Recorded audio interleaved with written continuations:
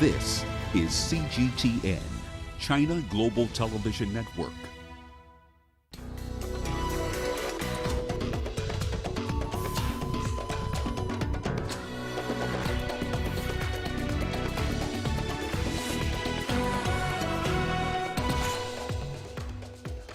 Sudan braces for anti-military protests on Saturday as junta leader reaches out to ousted Prime Minister.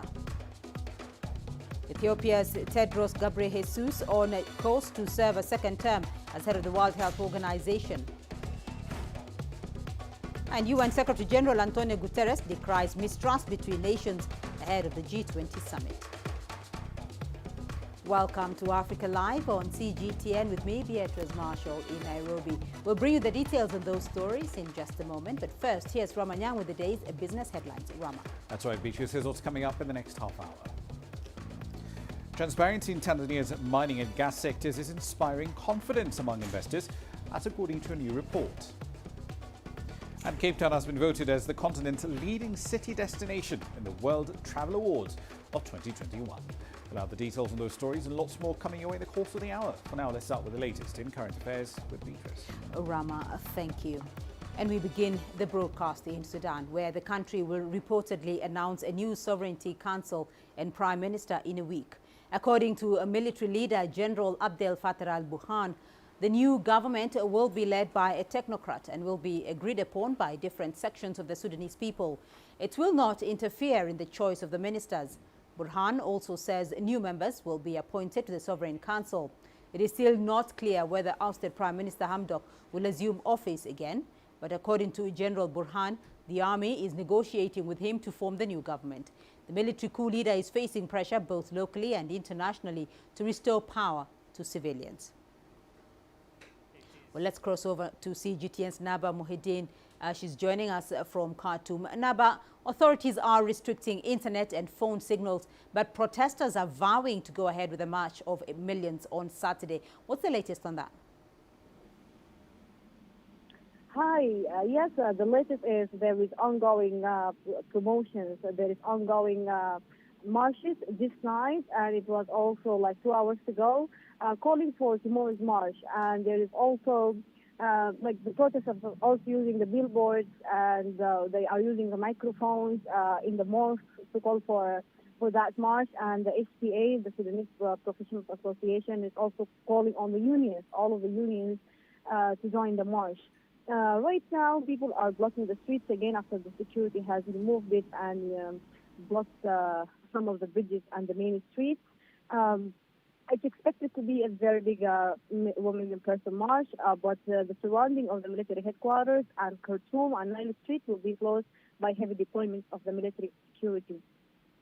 Well, General Abdel Fattah al-Burhan says he's negotiating with ousted Prime Minister Abdallah Hamdok to form a new government. How is the civilian leadership responding to this?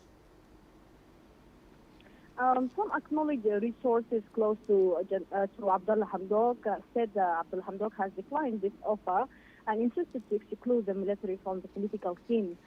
Most of the dissolved political parties said they are rejecting any compromisement with the generals again. Some other parties are mediating between Burhan and Hamdok to come into one page.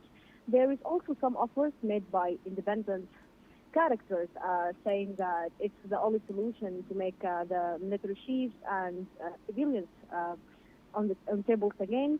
It seems so obvious that the people are ignoring the international pressure to restore the power to the civilians, and they want a compromisement or a new power sharing agreement. All right, Naba Mohideen joining us there on the line from Khartoum. The UN Security Council says it is worried about a number of trends emerging across the African continent. These include coups, conflict and COVID-19. The 15-member body shared the concerns at a high-level virtual meeting which was attended by members of the African Union. Nokutula Shabalala has more. COVID-19 has killed thousands of people on the African continent. Many more are yet to get the vital jabs they need to avoid contracting the coronavirus. Then there's the conflict in Ethiopia's Tigray region, which has caused a humanitarian crisis. and the forceful seizure of power by the military in Sudan. These are just some of the worrying trends members of the UN Security Council discussed at their high-level virtual meeting. They say these crises hamper African nations' efforts to achieve the Sustainable Development Goals. Despite these worrisome developments, the people of Africa and their leadership are determined to work relentlessly for a more prosperous, sustainable and peaceful continent, one that is based on our shared values and the universal principles of human rights. The Secretary General's annual report on the partnership between the United Nations and the African Union contains a number of hopeful developments. This includes a peaceful and inclusive election in Burkina Faso, a peaceful transfers of power in Niger and Zambia following presidential elections. UN peacekeeping missions and partnerships with the African Union continue to provide support to peace initiatives and political transitions. But funding for these initiatives need to be improved. The financing of AU mandated led operations in a predictable and a sustainable manner remains one of the most important strategic challenges facing both the AU and the UN. This council has always shown flexibility and innovation, such as in Darfur and in Somalia. However, the council has always regarded these cases as exceptions. Yet, it is now clear that these exceptions now represent a new landscape and probably an enduring requirement. The AU has developed several proposals on how to build partnerships, but different threats such as terrorism and climate change continue to evolve. This is not just a challenge of and for Africa. Globally, multilateral responses are falling short in overcoming the pandemic, overcoming climate change, economic crisis, and terrorism. Indeed, as the Secretary General reminded us in his recent call to action, we must, and I quote, break through or break down. Delegates agreed to prioritize the response to COVID-19 in Africa through accelerated vaccine distribution, as well as focus on sustainable and inclusive development which can address the root causes of conflict. Nokuthula Shabalala, CGTN. The World Health Organization's Director General Tedros Adhanom Ghebreyesus is set to be appointed for a second term in May 2022 after no other candidates were put forward for the post by World Health Organization member countries. He was the only candidate nominated by 28 countries. Here's CGTN's Enoch Sikolia with more details. By the end of the deadline day, only one name had been fronted by member states for the position of Director General of the World Health Organization, Tedros Ghebreyesus. Nominations were done secretly through confidential envelopes that were sent to member states. The WHO boss got the support of France and Germany, among other European Union members, and 3 African countries, Botswana, Kenya, and Rwanda. Germany and Spain maintain that strengthening the UN agency in the wake of the pandemic must continue with full and undivided commitment, saying the organization needed strong, pragmatic, and visionary leadership. The 56-year-old biologist has worked as a field-level malariologist in Ethiopia before leading a regional health bureau and then joining the government, working his way up the ministerial ranks. In 2017, he became the first African to head the powerful UN agency. Tedros has been the public face of the World Health Organization since the COVID crisis began and is relatively popular due to his role in steering the organization's efforts to coordinate the pandemic response. Tedros continually rages against the me-first approach in vaccine distribution, maintaining that these actions will only prolong the pandemic. He has been urging countries to do it all to bring the pandemic under control. He recently apologized to victims after a devastating report on allegations of rape and sexual assault by workers sent to fight Ebola in the Democratic Republic of Congo between 2018 and 2020 found that 21 WHO members had committed such abuses. I'm sorry. I'm sorry for what was done to you by people who were employed by WHO to serve and protect you. I'm sorry for the ongoing suffering that these events must cause. I'm sorry that you have had to relieve them in talking to the Commission about your experiences. African diplomats in Geneva have described Tedros as a friend of Africa who has done a lot for the continent. Enoxikolia, CGTN, Nairobi, Kenya. The European Commission has suspended funding to the World Health Organization's program in the Democratic Republic of Congo over the global health body's handling of a sexual abuse scandal. More than $24 million has been cut following a recent report that documented sexual exploitation and abuse by WHO staff during an Ebola outbreak in eastern DRC. Congolese authorities have described the move as unfortunate for the country. CGTN's Chris Ochamringa has more from Kinshasa. According to the European Commission, the suspension of funding to the World Health Organization's operations in the DRC will take immediate effect. 5 of the WHO's programs, including its Ebola and COVID-19 operations, will be affected. The decision comes a month after a WHO investigation identified 83 alleged sexual abuse cases committed by staff of international aid agencies during an Ebola outbreak that started in 2018 in eastern DRC. 20 of the implicated officials were employees of the WHO. The DRC is currently facing a resurgence of Ebola in the eastern territory of Benin. A senior Congolese doctor says the aid cut by the European Commission will affect their efforts to contain the disease. You know, our government is currently trying to manage multiple priorities. There is a problem in the education sector and insecurity in the East. Our international partners have really been helping us in the fight against epidemics. The EU's decision to cut aid is going to have a negative impact in our country.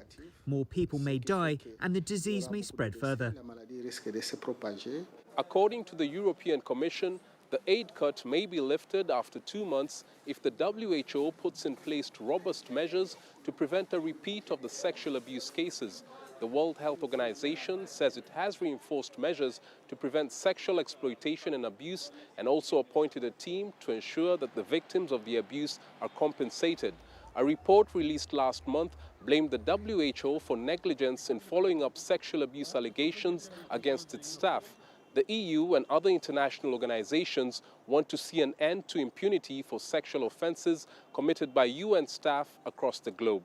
Chris Ochamringa, CGTN, Kinshasa, Democratic Republic of Congo. Leaders at the summit are expected to commit to reducing the time needed to develop COVID-19 vaccines. A draft statement says they support to cut that time from 300 days to 100. The statement is still subject to last-minute changes, but the vaccine commitment is expected to remain. Proposals to achieve that goal include cooperation on trials and involving regulators more closely at an earlier stage. The United Nations Secretary-General Antonio Guterres has warned that the world is rushing headlong towards a climate disaster. Speaking ahead of the 2-day G20 summit in Rome, the UN chief said leaders of the group of 20 wealthy nations must do more to help poorer countries. Guterres has urged the G20 to funnel more funds to impoverished countries. He added that the economic recovery from the COVID-19 pandemic was amplifying inequalities. Several recent climate announcements might leave the impression of a rosier picture. Unfortunately, this is an illusion. The current nationally determined contributions, formal commitments by governments, still condemn the world to a calamitous 2.7-degree increase. Even if recent pledges were clear and credible, and there are serious questions about some of them, we are still careening towards climate catastrophe. Under the best case scenario, temperatures will still rise well above 2 degrees, and that is a disaster. Well, let's now cross over to Hermione Kitson, who is covering the story for us in Rome. Good to see you, Hermione. Give us a feel of what the key issues on the agenda are. Okay, well, the three main themes this weekend at the G20 Leaders Summit will be the pandemic, the global economic recovery, and also climate change. In terms of climate change, these talks are considered crucial, pivotal, moving forward, because the next week will be the United Nations COP26 summit in Glasgow. While in terms of the pandemic, the key area of discussion will be, as we heard there, how richer countries can better distribute vaccines desperately needed in developing countries. And the United Nations Secretary General says there needs to be more cooperation by those wealthier nations. Well, world leaders have also been... supply. There are serious questions of credibility. We see dangerous levels of mistrust among the big powers, among members of the G20, between developed and developing countries, including emerging economies. And so the most important objective of this G20 summit must be to re-establish trust by tackling the main sources of mistrust, rooted in injustices, inequalities, and geopolitical divides.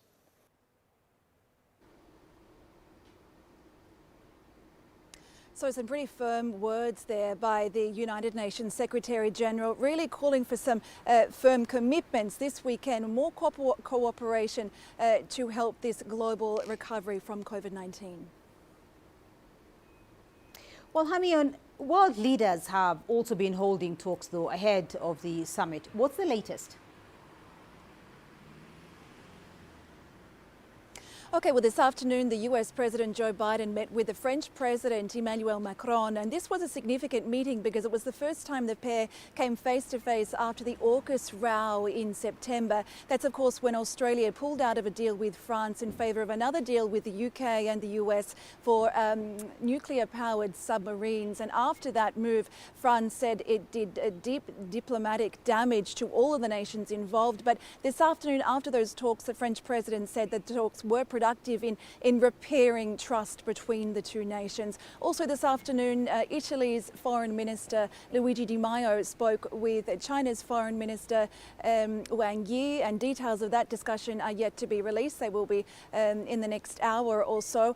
So a big week, a big weekend, a big day of discussions today, and a big weekend of discussions. It will be held in the convention centre behind me, where the final security preparations are underway.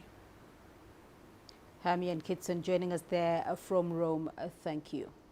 You're watching Africa Live. Still ahead on the program. Uganda denies claims of delays at airports caused by mandatory COVID-19 tests. And a Scottish university has handed over a looted Benin bronze to Nigeria.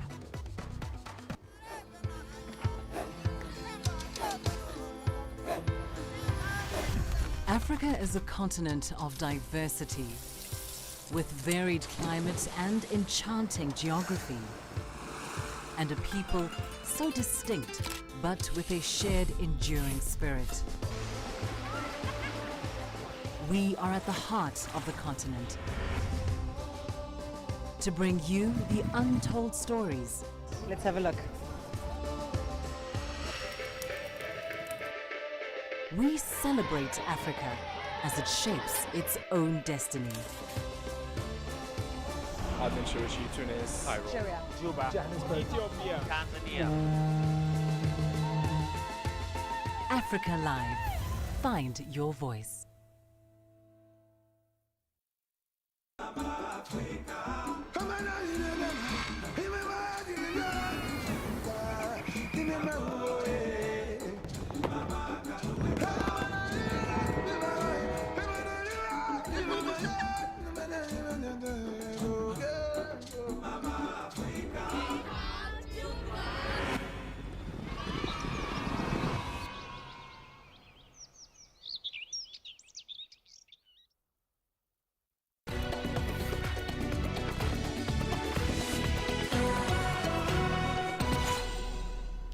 Authorities at Uganda's Entebbe International Airport have pushed back against claims that passengers entering the country are experiencing hours-long delays over COVID-19 tests.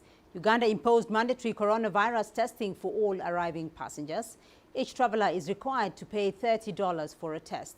Leon Sinyange has more. The mandatory COVID-19 testing for all incoming travelers started last week. However, some arriving passengers say they had to wait for hours or longer for their test results. 5 PCR test machines with a capacity to test 300 samples per hour have been installed at the airport. Results are supposed to be back in 2 hours. The airport authorities, however, say recent social media posts over the delays are over-exaggerating the problem. We had a few passengers who had not filled in information online prior to coming to the airport, which caused the delay. There were also a few others who had challenges with payment, who did not want to pay. They had issues over payment, and all that created a little bit of scuffle, among other teething challenges.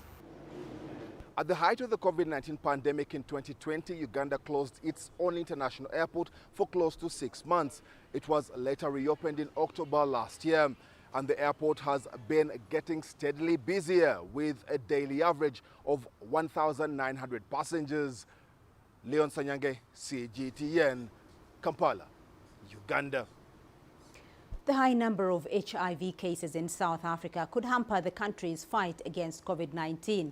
Scientific research done on an HIV-positive woman in the country has revealed that the virus stayed alive in her for 216 days and mutated rapidly. There are 8.2 million people living with the human immunodeficiency virus in South Africa, the highest in any nation. It also has the largest antiretroviral treatment program in the world. But these numbers have dropped during the COVID-19 pandemic, raising alarm bells among health officials. Here's Julie Shire. Sandile St. Benedict Khumalo has been living with HIV for 20 years. The AIDS activist contracted COVID-19 earlier this year, not long after receiving his jab. I didn't have a headache, I didn't have the strong cough, It was a little bit of changes in terms of the voice. I thought maybe I catch the flu because the season is changing, But it wasn't something severe.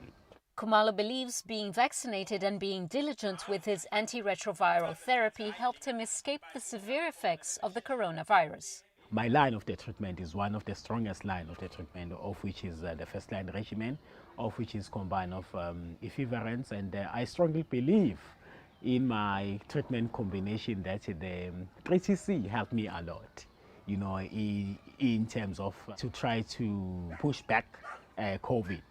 At least 4% of people in Khumalo's shoes have defaulted on their treatment. Almost 4 million South Africans, half of all HIV-positive people, were on antiretrovirals before the pandemic.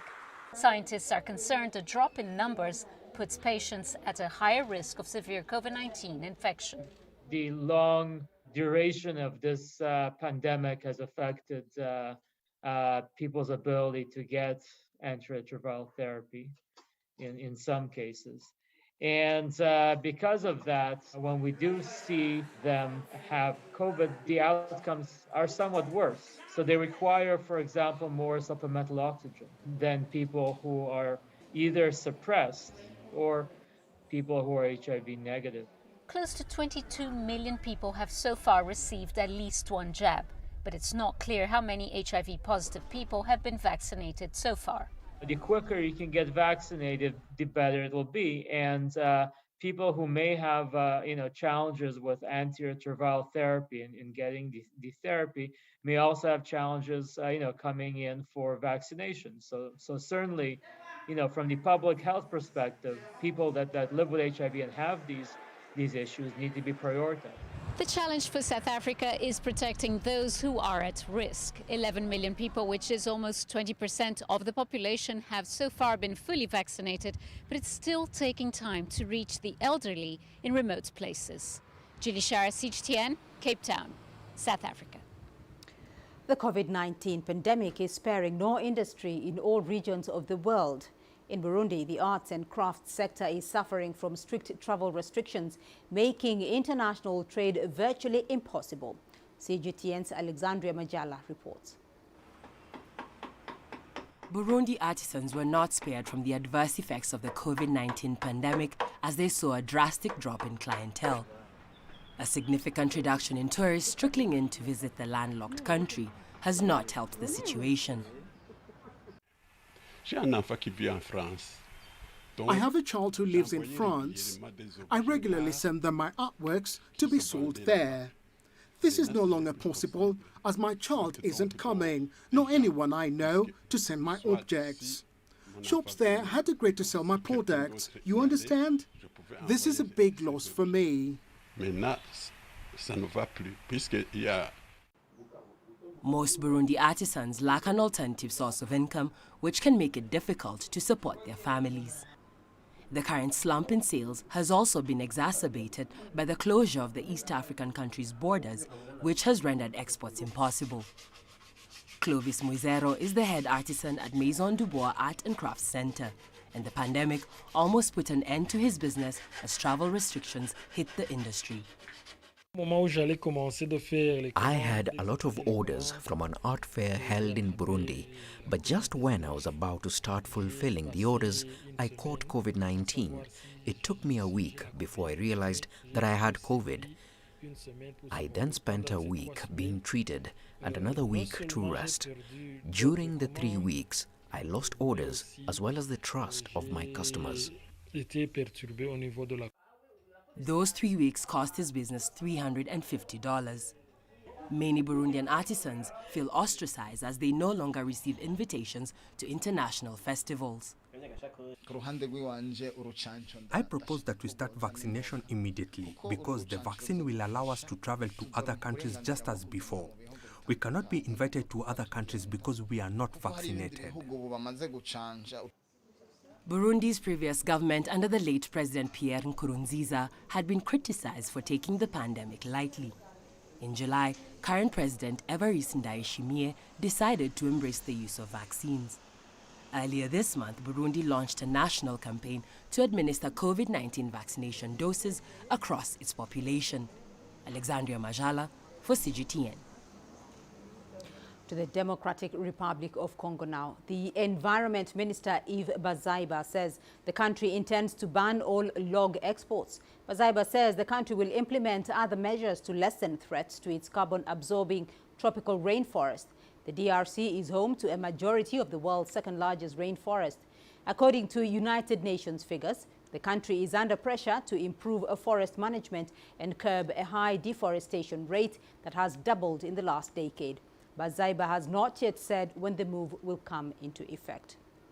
The suspension on all wood exports is already an important measure. It allows us to lower the pressure on the forest. It also allows us to enable natural restoration, but also the reforestation program that we have with all our technical, financial and development partners. There are a number of measures that are coming. We've made a lot of progress in the last 6 months, and we feel these are milestones we are reaching so that in 2030, Congo can be amongst the champions of the protection of the environment. A Scottish university has handed over to a Nigerian delegation a Benin bronze looted by British troops in 1897. This is the third European institution in 2 days to return cultural artifacts to their African homelands. CGTN's Mohammed Abubakar has the details. The bronze artifact was reportedly stolen from its royal court. It is among Africa's most significant heritage objects, which are mostly found in Europe. The University of Aberdeen in Scotland acquired the bronze head at an auction in 1957. I expect to see more people returning like we're doing here, but it's nice to feel we're at the beginning of this movement. There are plenty of other people doing similarly and thinking similarly, but I think this is an important step. The sculpture represents the head of an Oba, or king of once the mighty kingdom of Benin, located in what is now Nigeria. The present Oba of Benin claims the bronze artifacts were imbued with the spirit of the people from whom the artifacts were taken. We have thousands of these bronze works ivory and wooden carvings that were looted from the palace of the Oba of Benin.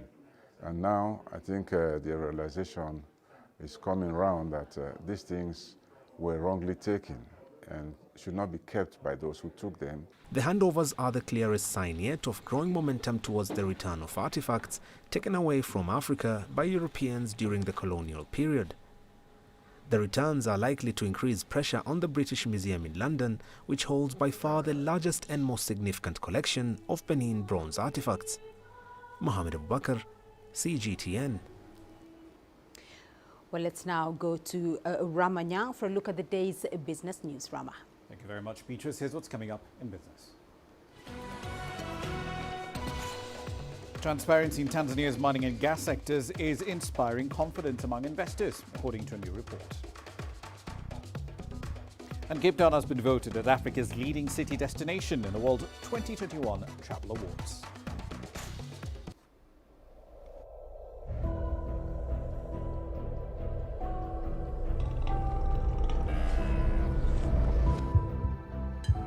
It's just taken me completely out of my depth, but at the same time it's exciting. It's new, it's different, it's a challenge. It's really exciting.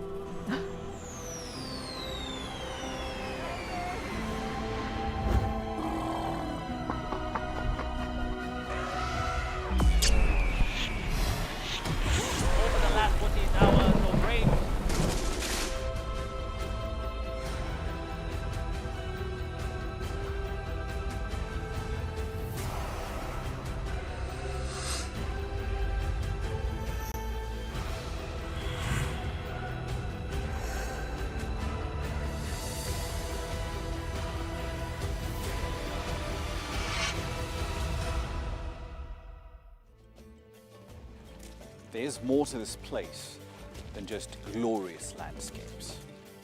There's more to it than just, say, Table Mountain or glorious, endless salt flats. There's more to it than countries that are home to some of the deepest mines in the world. There is so much more to this place, even if it is home to some of the finest diamonds on the planet. It is the sheer diversity of the people who call Southern Africa home and the relentless drive to make it a better place that make it so special. And we know that because this too is home.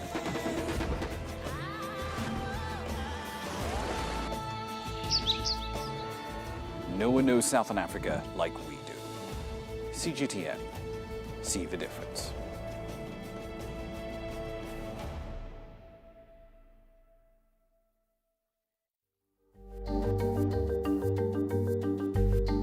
Africa Live.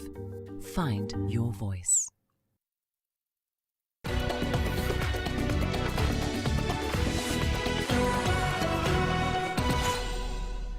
Let's start in East Africa. A report on transparency in Tanzania's mining and gas sectors shows increased accountability is inspiring a lot more confidence in investors.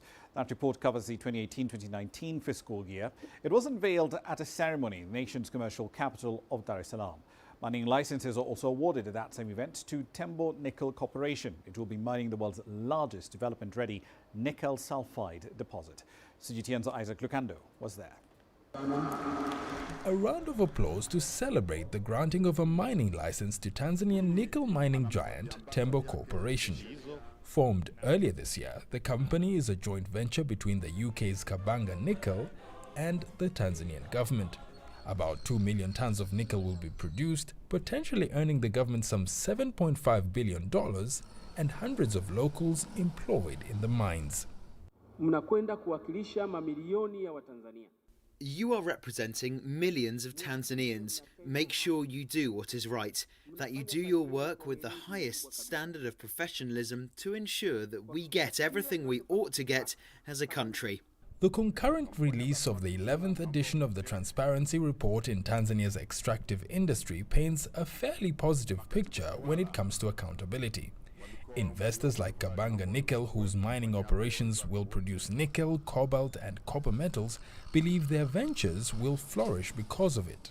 We are delighted to be partnered with the government of Tanzania to develop a strategic nickel project which will create shared value for all stakeholders. This landmark partnership, based on shared objectives and trust, has been set up between the Tanzanian government and Kabanga Nickel to ensure the economic benefits from Tembo Nickel, our partnership, will be shared equitably. Tanzania's latest extractive industry transparency report points to the government receiving over 9,000 license applications in the minerals and gas sector.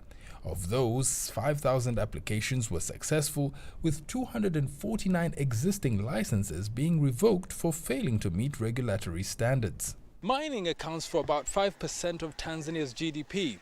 The government hopes that by doubling its contribution to the GDP to 10% by 2025, around 1.2 million people who depend on the mining sector will benefit. Through a controversial review of Tanzania's mining laws in 2017, the government now gets a 16% stake in all mining projects in the country. The government argues the changes were made to benefit the majority of the country's 60 million people. We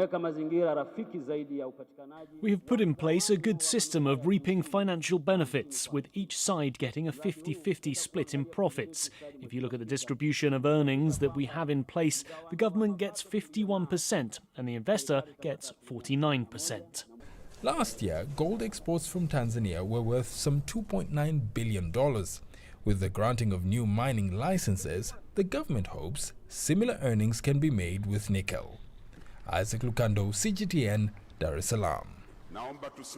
We're still in the region. Over to Uganda now, where the Kampala Capital City Authority is considering fining motorists who encourage the habit of street vending by buying goods on the streets while they're in their cars. Local authorities say that street vending poses a health risk to residents, but in their view, it also encourages tax evasion. Here's CGTN's Hilary Ayesiga exploring the matter. They strategically position themselves on all corners of Kampala's streets, waiting for potential buyers. These are Kampala's street vendors. Stella Torach has been selling fruit for close to 2 years. When they announced the outbreak of the coronavirus and then the lockdown, I had nowhere to go, so I decided to set up my business here. Others say the benefit of street vending is in its accessibility. It becomes very easy for most of our customers. Find accessibility very easy compared to when they are shopping in these supermarkets, in these markets which are in the city center. But city authorities say exposing food to dust on the road is unhygienic. Most street vendors here deal in fresh fruits and vegetables. It's work carried out mostly by women and children, but city authorities say it is illegal.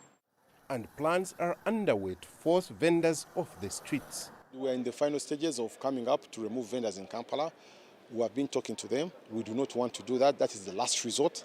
So I urge all our friends, the vendors, please go to these markets. We have KCC officials who can actually get you spaces and you can make a living legally. While vendors agree with the city proposals, they say there are limited stores in the markets to accommodate everyone. The changes could also come with strict regulations on motorists who buy goods on the street. One of the things we are thinking about, although, is if there's a way we can even penalize the drivers in a way to stop them from encouraging vending, because you're encouraging an illegality. But the buyers say purchasing goods on the street is convenient. In the evening when you are from work, we're already tired. We are rushing at home to see what's at home. So this roadside is convenience for me. Unemployment is still a big challenge in Uganda, with 2.44% of the country out of work. Local authorities say there are over 10,000 vendors on Kampala streets. And as a way of restoring trade order in the capital Kampala, local authorities are now building new markets to make space for them. Hilary Ayesiga, CGTN, Kampala, Uganda. Egypt's parliament has approved amendments to the public-private partnership law. These changes are designed to allow the private sector to both plan and implement really large infrastructure projects. It will also simplify procedures for the private sector to be awarded contracts on that particular scale. Previously, only the government was allowed by law to be in that space. CGTN's Yasser Hakim sheds light on the amendments and its impact. amendments to the public-private partnership law is a major breakthrough for the private sector, which will share a chunk of the huge rewards of Egypt's massive rebuilding process. The Ministry of Planning had announced that $148 billion have been invested on infrastructure projects in the last 6 years and will be doubled in the next 6 years. And Parliament members who approved the bill believe private companies are ready to carry this huge financial burden with the state. The state will save a lot of money as companies will incur the expenses too. In Egypt, we now have huge companies that can compete with international companies in construction, and they are all in the private sector and are well known. There are 5 or 6 huge companies that can take on these mega projects. There are also Arab companies that are willing to invest in these projects. The amended law will cut red tape when bidding for any project. It will give companies the right to apply for and implement projects solely or in partnership with the state. Some projects will also be assigned directly to contractors without a bidding process. Abir Isam, who owns a group of construction companies, has backed the amendments. The tenders before did not give an opportunity for the private sector to join in because of the stringent conditions and lack of transparency. So investors stayed away from the development process and only the state entities took the jobs. They didn't give much attention to the quality, only the price submitted in the bid. Good companies might offer higher prices but better quality, and this was ignored. The new law allows acceptance of a higher bid if the quality is better. Some officials claim many developers in Egypt have not been strong enough to take on huge infrastructure projects. But Isam disagrees. Egyptian companies have the ability to implement big projects at high quality. We already do so in several African and Arab countries, the latest in Libya and Iraq. Nonetheless, some might resort to more experienced foreign companies to work together, so I expect partnerships with international companies with a good track record, such as Chinese companies. Employment rates are expected to surge as well, because 80% of Egypt's workforce is in the private sector and a large portion in construction. Companies are expected to take on management of the newly installed railway system, build new roads, bridges and highways, construct energy and water treatment projects, in addition to the infrastructure for 24 new cities under construction, including the new administrative capital. One thing is clear. If the private sector is capable of successfully delivering the mega infrastructure projects, it will open the door for huge investments in the sector and also benefit not only for the companies but for the economic growth as a whole. Yes, Hakim for CGTN, Cairo. On to Ethiopia now. The country has invested billions of dollars in the past decade to position itself as a light manufacturing hub in Africa. That key position now is being threatened, especially if the country is suspended from the African Growth and Opportunity Act, AGOA, due to the ongoing conflict in its northern region of Tigray. The textile and apparel sector made up more than 90% of the goods exported duty and quota-free into the United States last year. Stitching shawls for export to the United States pays Finotessalam's rent and her daughter's school fees. But now her job is in danger as the United States ponders whether to suspend Ethiopia's duty-free market status, citing abuses and a growing famine in northern Tigray region. I'd be seriously affected if this factory is forced to close. I send my child to a private school, so I pay school fees and for the school bus. We live in a rented house, so we have to pay for rent too. If this company closes, I might be out of work for 4 to 5 months, just looking for a job, because I don't have the capital to start my own business. Therefore, I will be seriously impacted and my child might be forced to drop out of school. A suspension threatens Ethiopia's aspirations to become a light manufacturing hub and hard-won economic gains. We were able to create close to 200,000 direct jobs and millions of indirect jobs. So if AGOA is delisted, if there is a decision made to withdraw AGOA, it will have a direct impact on our effort to create more and better jobs for our citizens. The act gives the sub-Saharan African nations duty-free access to the United States if they meet criteria including removing barriers to U.S. trade and making progress towards political pluralism. AGOA, as you know, it's a privilege that's given to sub-Saharan African countries, and it's a great incentive when you know there is a discount of 15 to 20% that you can allow from your margin, and to make it reasonable for the customers that we are selling to in the US. And we've used AGOA for the past, since we started basically, 15 years ago. People that have worked with us since we started, 14 years, 15 years, 10 years. And that's, you've created a family. And that family is just gonna disappear. Washington has repeatedly expressed concern over widespread reports of violence in Tigray. It's very disappointing. I'm hoping that they won't take that kind of action. I don't think that action will bring any, it will bring results for them, but that's not a good result. And I don't think that Ethiopians here or in the diaspora will appreciate that. Washington has already laid the ground for sanctions.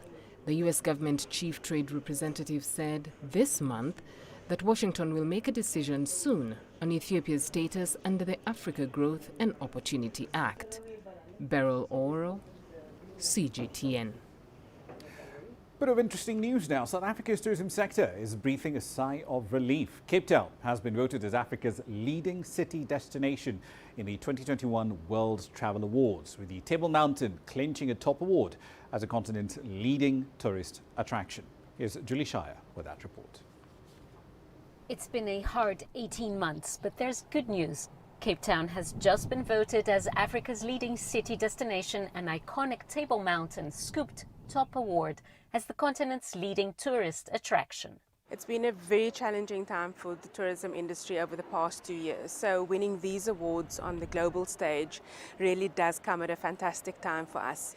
These awards go to show that South Africa and Cape Town is a player on the global stage, and it goes to show that visitors are still confident in our destination. Just in time for the holiday season and to give the tourism industry a much needed boost. There's a lot that Cape Town needs to do to attract internationals back to our shores. We've got fantastic opportunities and we've got, fantastic experiences for internationals, but we can't stop keeping Cape Town top of mind. We've got to be in the minds of those visitors because we are competing with fantastic destinations all over the world. Before the pandemic, the tourism industry contributed 3% to South Africa's GDP, providing more than 700,000 jobs. I think we're still in challenging times, but with each passing month, things feel a bit better. And so going into season as we are now, every bit of good news, whether it's an award, whether it's getting off the red list, all of that helps. So any time that we are mentioned as one of the world's best, it definitely helps everybody in the whole tourism ecosystem. As international travel resumes, locals are looking forward to share with tourists their prized Table Mountain and everything else the mother city has to offer. It's very, very exciting. I think whenever I travel, I get a sense of how special Cape Town actually is, how much we have here, the mountains and the ocean and the people and the culture. And it's so nice to see that recognized and to have, hopefully, through this, people come and support the tourism. It just feels very positive. Winning the award is a good thing. I think this should actually encourage people to actually come share this adventure with us, come see exactly what we do, and experience it, not just watching it on TV. Experience it, which is very important. This award couldn't have come at a better time. South Africa has finally been removed from the UK's red list, and now it hopes to attract tourists from around the world to bounce back its tourism and hospitality sector. Julie Shara, CGTN, Cape Town, South Africa. And I'll leave it there for the time being, but we'll be back at the top of the hour. In global business, we'll be focusing on capital markets. East Africa's largest bourse, the Nairobi Securities Exchange, will be introducing day trading just about a month from now. Is this step one in the journey to high-frequency trading? We'll have a conversation with the bourse's COO in just the next hour. See you then. For now, back to Beatrice. Rama, thank you. And we'll now take a look at your sports news. Here's what's coming up. While record holder Tatiana Schumacher launches an initiative for underprivileged swimmers in South Africa. In the desert country of Namibia, an unlikely fashion movement is amassing growing interest. Laurentius Gibart, or Lou the Vintage Guru, as he is known, is a leading figure in the so-called Afro-dandy movement. The more you look good, the more people will take you seriously. Together with his friends, he searches out second-hand pieces of clothing, remolding them into bold and exciting new vintage fashion statements. Yeah. In Africa, for the Africans. Lou is putting African fashion on the map, but he also has a deeper purpose: to make style and dignity accessible to the poor. We have a slogan that says, dress cheap, look rich.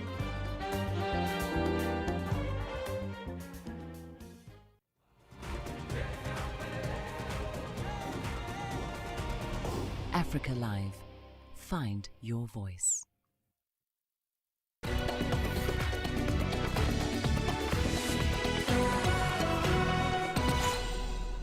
Olympic 200 meters breaststroke champion Tatiana Schumacher has become the latest athlete to make a pledge to give back to